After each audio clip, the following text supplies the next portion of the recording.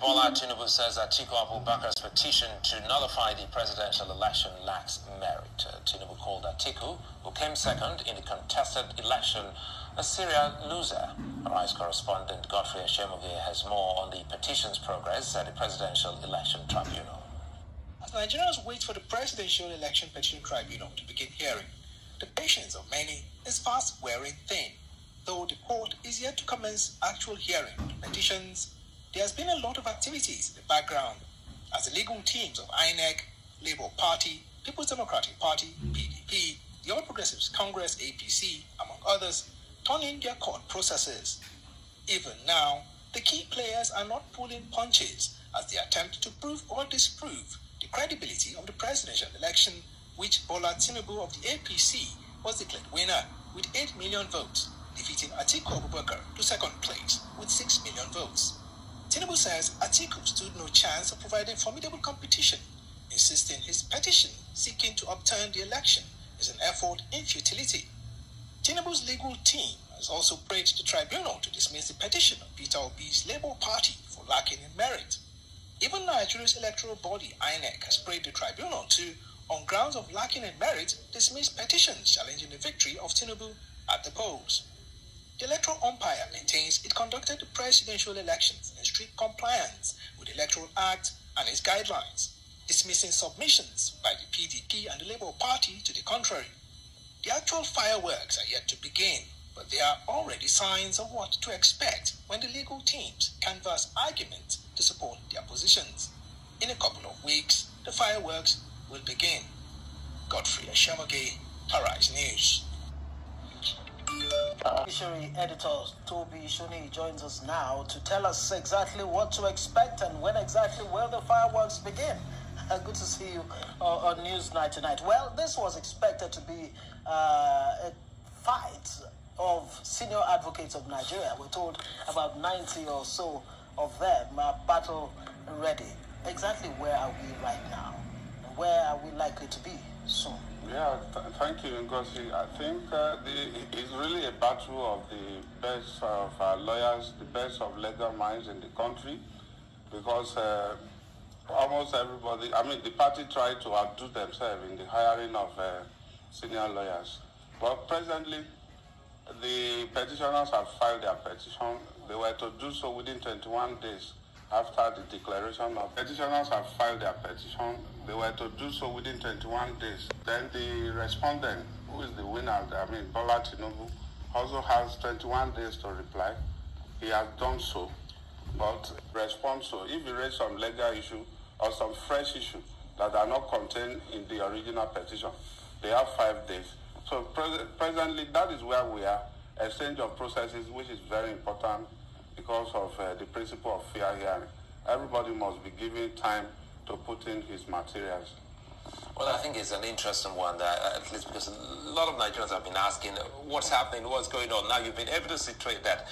Is that why, for instance, some of the key concerns we've seen in Rivers State from the APC in Rivers State saying, well, they're being stopped from accessing some materials. If that is correct, is it as a result of these time limits you spoke about? Well, there are two issues there. First is to prove election, that you were rigged out of election, you need documents, you need facts. It's not about fiction. And those facts will have to come from INEC. So that is why you see one party blocking the other from having access to those documents. So that is very important. The second leg of your question is, well, apart from the fact that you need the document to prove your case, the legal profession is a rule-based one. It's strictly rule-based because if you deny somebody the rights to, file to go through the timing that is allowed for him, it will be a basis to set aside the judgment. So that is why they allowed everybody to exercise that right, so that the judgment will be very sound at the end of it all. Because you can easily raise the issue that I was denying the right to fair hearing. And so many cases have been set aside for lack of fair hearing. One can expect that it will definitely be very cumbersome.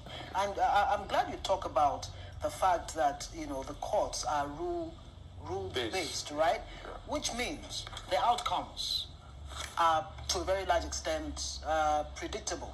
Is that what you're saying? If A, B, C, D, are in place. I recall Olisa Abakoba, raised a very, very fundamental point about the seeming non-predictability of court outcomes lately. Well, yeah, everybody has expressed concern because Nigerian judicial system is based on precedent, meaning that you should be able to advise your clients based on the fact. Right. There's hardly any case that has not been adjudicated upon. So you can say, based on what this court has said, this is what you should do. But in recent time, it's been difficult. The court has been going left and right and have not been really following the precedent strictly. I don't want to cite some examples, but lawyers are concerned that the principle of precedent is being attacked, and it's becoming difficult for them to advise their clients. Yeah.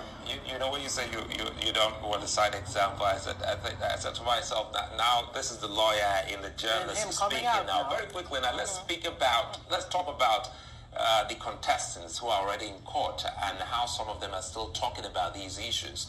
How does it affect some of the key concerns for lawyers and the judiciary? Well, I hope I get your question right. Well, some of these lawyers, you see, the point is lawyers are beneficiaries of what is happening. That is why you hardly see reform. We keep complaining that there are delays. Well, it's lawyers that, most of the time, they are lawyers that cause the delay. So they are beneficiaries of the system that is not working. And that is why the system is not likely to work. Well, if they are not benefiting from it, I'm sure it should be very easy to call for an amendment. All of us can quickly agree. You see, a lawyer that is frustrated today due to delay will be the one causing delay in another case tomorrow.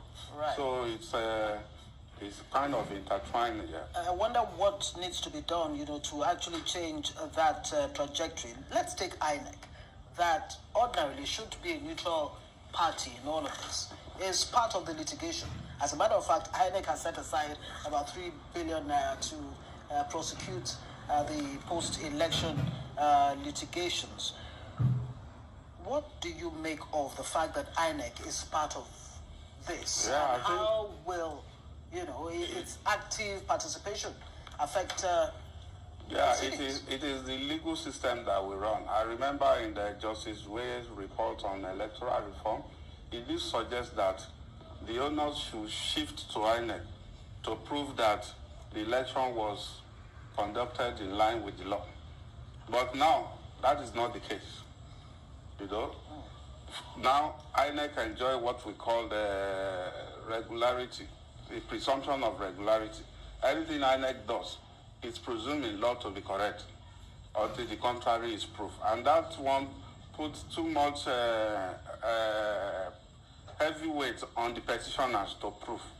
It's INEC that will have to give you the document. I'm sure you remember how they were frustrated from getting those documents. It is what INEC, you ask for 10 documents, INEC can give you 5. And time is not even on your own side to go back to court and say, look, you asked this commission to give me 20 documents. They gave me 5. Because election at time proceeding, they must be had within a certain period of time. For instance, if a petitioner does not file within 21 days, he has lost his right to challenge that result. Simple. Simplicity. Yeah. So what should we be expecting, as the fireworks begin? Well, from experience, it's going to be very interesting. There will be drama. It's not just about law, it's also about politics. Right. You see it's from the brief filed by Tinubu that said the Atiku is a serial loser. And for me, that's politics. That is not law. Whereas we should be talking strict law.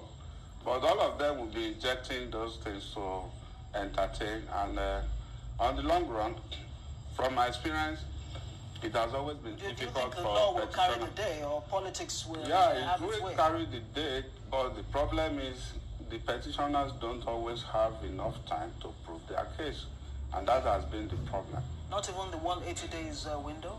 Yeah, look, for instance, even 21 days is not enough to gather what you would need to challenge that election. I'm not sure they got all they need, because they need to beat that time. And in the process, they will have to give up on some issues. I mean, as for the 180 days, you can only argue based on what you have already submitted. Right. You cannot bring in new material. It looks like a deliberate loophole somewhere. We're watching. I'd like to thank you for your time, Tobi Soniyi. Yeah. It's nice being here. Thank